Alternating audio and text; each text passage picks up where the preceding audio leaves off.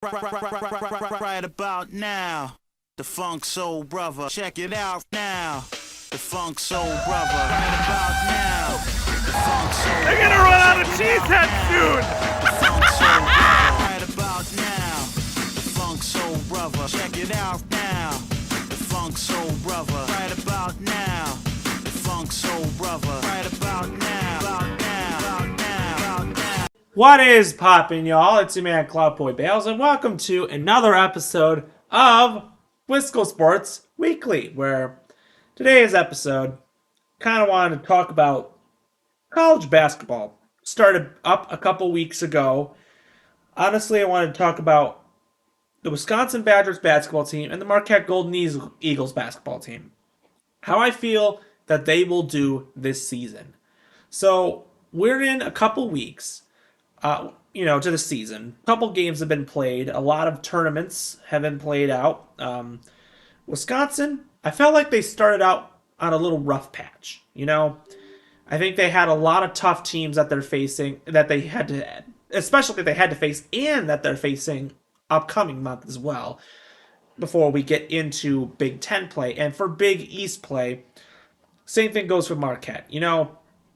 Looking at it, you know what, Marquette really looked very promising. Now, they had a very tough schedule, but they managed. I mean, the thing about it is, looking at it, we're obviously leading up to it because obviously on Saturday these two teams face off, so I think we kind of get to see the point of where these two teams are going to head. But obviously, I have my diagnosis on what I think the Badgers basketball team is going to be and where the Marquette basketball team is this year. And if Marquette, since last year was such a promising year, do they have that effect and will they take it, or will they try to go on a championship run? Or if the Badgers have any promise, maybe they could. Right now, do I see the Badgers being that championship mentality team? No. They don't have the characterizations right now to be looked at as a team that can really take it to the distance. Everybody came back, They didn't really lose anybody. The only thing they lost was Jordan Davis, and Jacoby Neath. But in reality, Neath was already injured and dealing with injuries, and I don't think he would have ever probably played anyways this season. And Jordan Davis, let's be real, he really is not as good as his brother. And honestly, now looking at it, Johnny Davis should have never went into the NBA because honestly, I feel really bad for him looking at his jump shot. So, you know what? A lot can kind of change. But on the trajectory, the Badgers have, AJ Storr in this lineup. And what AJ Storr brings is a lot of athleticness. And he shows that he's a guy that can be athletic and he can do things. We haven't seen a guy like that since Johnny Davis left. That's what we were missing last year. Tyler Wall, is he gonna, when he's out there, he's great underneath the basket and doing what he's doing.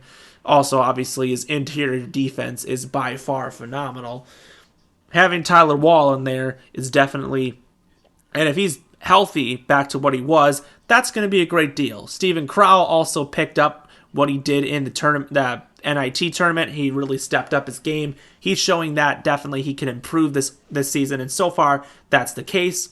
Chucky Hepburn, I was always saying he was just not taking the right shots, but that's the thing about him. He's not a perfect point guard. He's great at the perimeter defense. He can shoot some threes every once in a while, but he's not the perfect point guard. The only thing that I did see that I liked out of him is his ability to, he looks a lot lighter out on the court. He looked very heavy, but he was a lot lighter. He's more loose out there, which is something I like to see.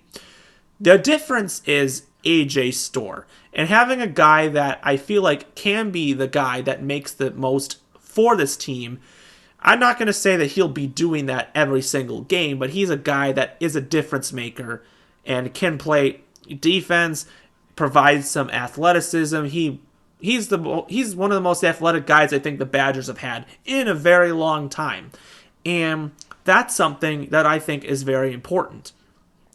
Also, we have depth. I think that this Badgers team has the most depth that we've seen in some time. The starting lineup with Klesmit and Hepburn in the backcourt, Storr, obviously, I think would be backcourt too. I consider that. And then you got Wall and Krall up front, plus a bench, and Sejan, who was a guy that was really great off the bench last year, and then he unfortunately had to be put into a starting role. He was injured at the start of the season, so he's getting limited playing time. But they also have some freshman guard, Jen Blackwell or something like that. Oh man, this guy is really showing some athleticism off the bench. A guard that can he's reminding me a lot of Jaden Ivey on Purdue. Very athletic, can do just a lot of everything. John Blackwell could be definitely someone that could improve. Also, Carter Gilmore, who was great defensively in the interior, a guy that can get some bench time. Nolan Winter, another guy, freshman, that's really stand out. I'm not going to say he's going to be doing a lot, but he definitely showed some pop. Obviously, Gus Yalden was a guy I was really hyping up, this freshman, but he's gotten himself into kind of some trouble at the start of the season. He was off the team for a little bit. Now he's back with the team, but I think with the depth that we have, we're probably not going to see him until next year. And I think this year they're probably going to redshirt him, which I think is great because when you look at it, Wall is obviously leaving this year. Wall is going to be the only one that leaves, and everyone's going to be back, and I'm thinking maybe he will definitely get some more playing time in the future. The Badgers, they have a big, tough stretch. I mean, you got to host Marquette, which is a big deal. That's coming up. You also got to play Arizona and Michigan State coming up, in Arizona and Michigan State. Arizona right now looks like the team that might actually win the whole thing. They look phenomenal. But, I don't know what you can say. Big Ten play is going to come, and I honestly think the Big Ten is so weak this year. I feel like the Badgers could honestly walk out of it if they really get themselves momentum. They started out a little weak. They hosted Tennessee. They lost that game, but I wasn't surprised because Tennessee is a very good team. They went into Providence and got absolutely shell-shocked. They went into a tournament. They beat Virginia and SMU, which is great. Virginia was a ranked team at the time, so that's great. So I feel like they started a little slow, but I think they're going to work themselves, and they're going to pick back up, and they're going to start maybe winning some games. If they I don't know, this might be a little tough stretch facing some ranked teams, especially on the road. I feel like it's going to be very difficult, but in the means, I think Wisconsin is up for a very bounce-back season, and I feel like this is a team that can make the tournament this year. We'll see what happens, but obviously more motivation could definitely really help for Wisconsin, as this is a bounce-back year. If not, this likely would be the end of the Greg Gard era. Because at this point, I feel like we've given this guy so many chances, but he hasn't really proven himself as a good coach. But the good thing is, for Marquette has a guy that I consider to be a great coach. I wouldn't say he could be... The tactics are great, but this guy is all about Marquette. He's been all over the campus. He's been trying to get people to come to basketball games. He's doing exactly what Al McGuire did. I mean, this guy is so into what he's doing. I've never seen a more guy that's passionate about being the coaching role for the Marquette Golden Eagles. First off, Shaka is very good at recruiting. I mean, he's got some already guys coming in. Now, this season, Marquette last year they won the Big East regular season and Big East Conference. Unfortunately, getting upset in the round of 32 by Michigan State. And I think he was outcoached by Izzo. I think a lot of people know that. But Shaka's young. The only person he lost was Olivier Maxence Prosper. He's the only one that went into the NBA. Everyone else stayed. Obviously, the seniors being Oso Iguodaro and star Big East Player of the Year, Tyler Kolek. The only two seniors on the team. Everyone else is freshman, sophomore, or junior, which is fantastic. First off, this team plays great defense. I mean, we saw last year that, Stevie Mitchell is one of the best defensive players on the planet. That guy could guard anybody. Tyler Kolek is one of the best. He's literally Steve Nash Jr. That guy is one heck of a player. You got a great athletic center, and it's not what I could say Oso is the most intriguing center. He's the center that passes more and creates open space. He's not athletic, but he can do things that most centers usually don't do. And that's something you can really say. Obviously, Cam Jones is pretty much as of last year, Cam Jones is pretty much the leading scorer.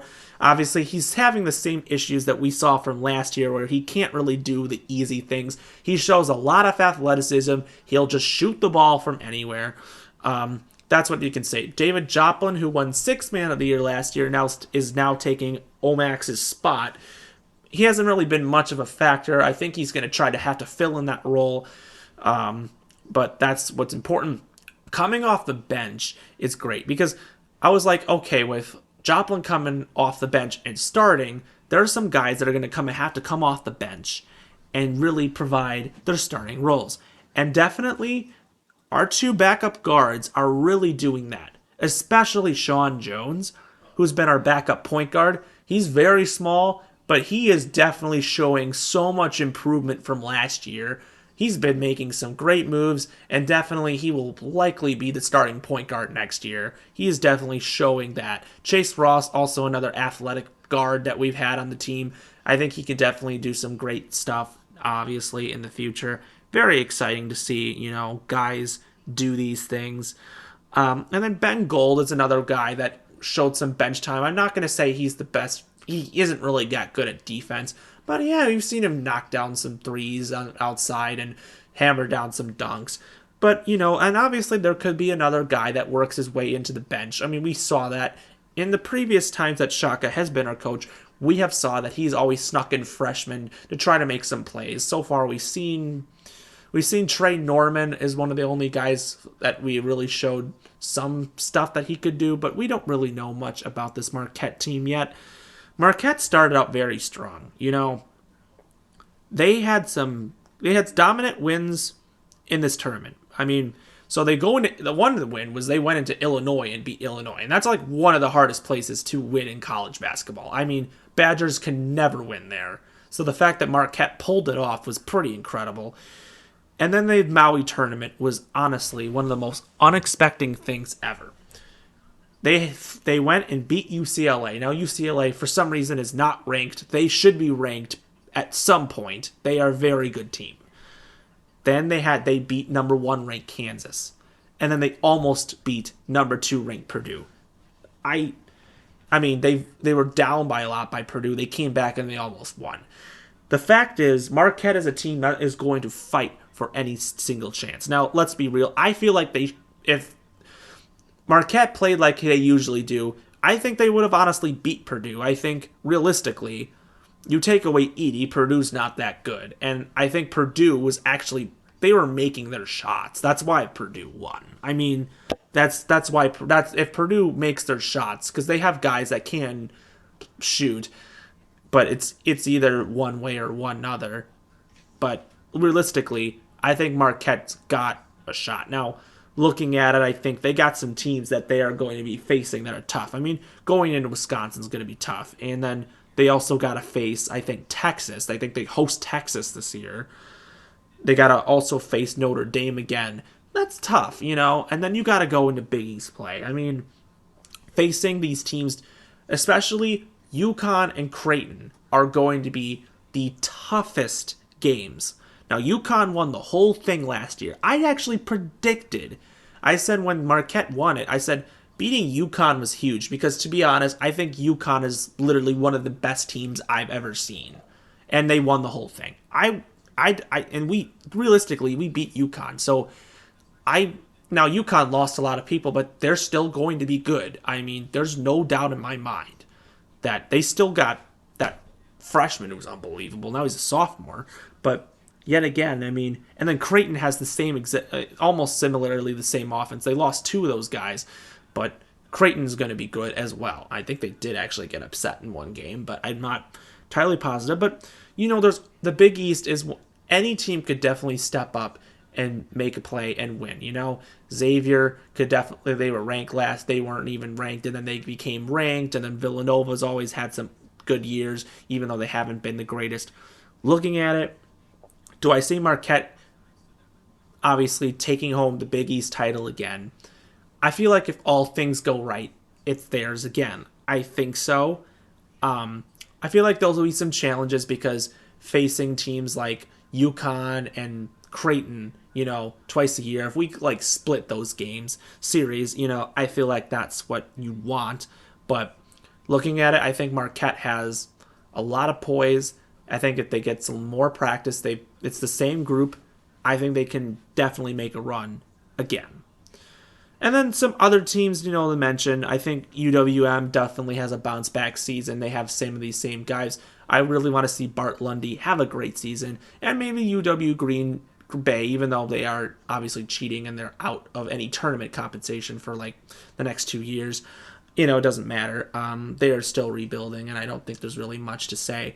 But anyways, there's a lot to be said about this future of this organization's and all that. So if you like what you see, comment below, subscribe with your thoughts, and we will see you next time.